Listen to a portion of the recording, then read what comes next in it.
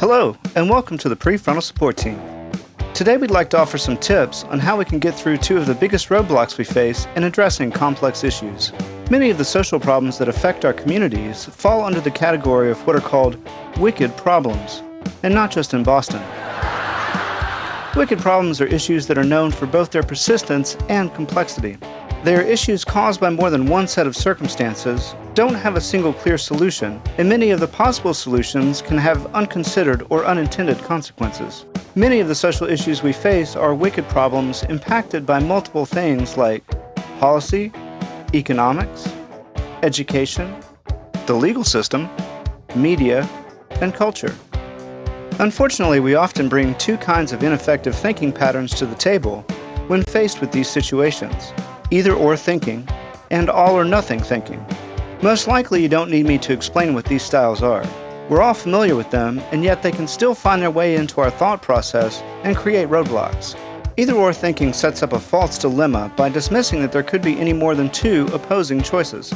For instance, even though there's a wide range of political beliefs we can have, we are often reduced to either Democrat or Republican, capitalist or socialist. With all-or-nothing thinking, we push even further. We throw the baby out with the bathwater. We fail to see that someone who disagrees with us in one area may agree with us in another. If you are in one political party, everyone in the other one becomes evil and is always part of the problem. Our views make us patriots. Yours make you a fascist. These two thinking styles close us off to a wide range of possibilities and limit our ability to make progress and find peaceful resolution. One very tricky way that these two styles slip into our thought process is through the word but. You did a great job, but they seemed pretty nice, but we know whatever comes after the but is going to cancel out or be dismissive of everything that came before it. What comes before the but isn't as important as what comes after. In times where we say things like, you did a great job, but, it's also as if we're saying the progress made isn't nearly as important as what didn't get done or hasn't been done. However, a simple switch from but to and can make a world of difference. I like the plan, and I think there are some issues we can address to make it even stronger.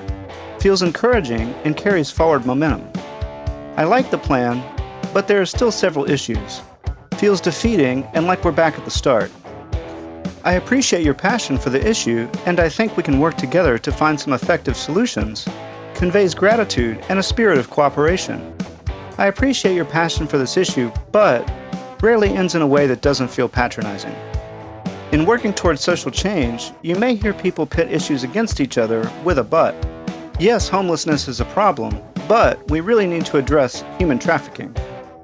Yes, we need to put money into education, but what about infrastructure? Saying things like homelessness is a problem and we really need to address human trafficking allows both issues to exist together with equal importance.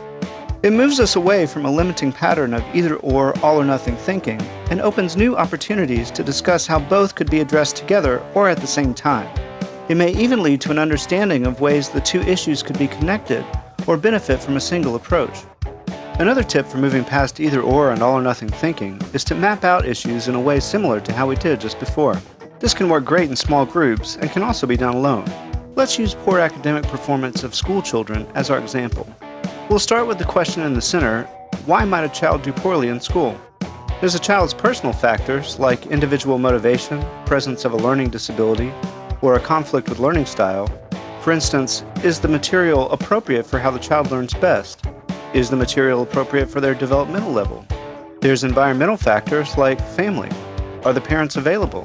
What's their parenting style? Is there abuse or instability in the home? Are the children malnourished, living in poverty, or otherwise have limited resources?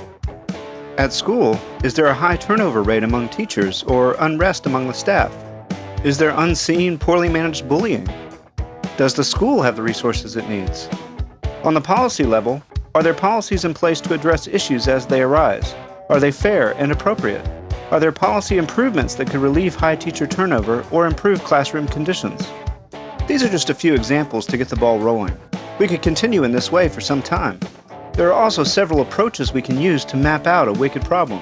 For instance, Tom Woodcheck's Draw Toast method, or Tony Bazan's mind mapping.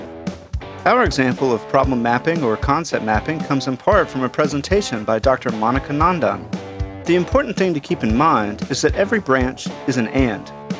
While it can be overwhelming to see that there are many causes and no one solution, it can also bring to light new entry points where we can take action in a way that is well suited to our talents and interests. We may also begin to see how several factors interplay and complicate each other, or why having multiple problem areas may lead some people to do worse than others in particular situations. Mapping can help us say, I can address the issue from this place, and you can address the issue from this other place, and we can work together here. Rather than getting stuck in a debate over which issue is more pressing or which approach is the best, mapping and the word and allow us to see that our entry point is not the only one or the most important approach, and there are other ways that people may look to solve the same issue.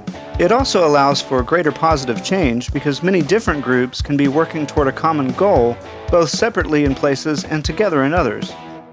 Try these methods for yourself and see how they change things. Let us know in the comments section how they work. Also, let us know what you use to address wicked problems, and don't forget to like, share, and subscribe. Your likes and subscribes help other viewers find our page. Until next time.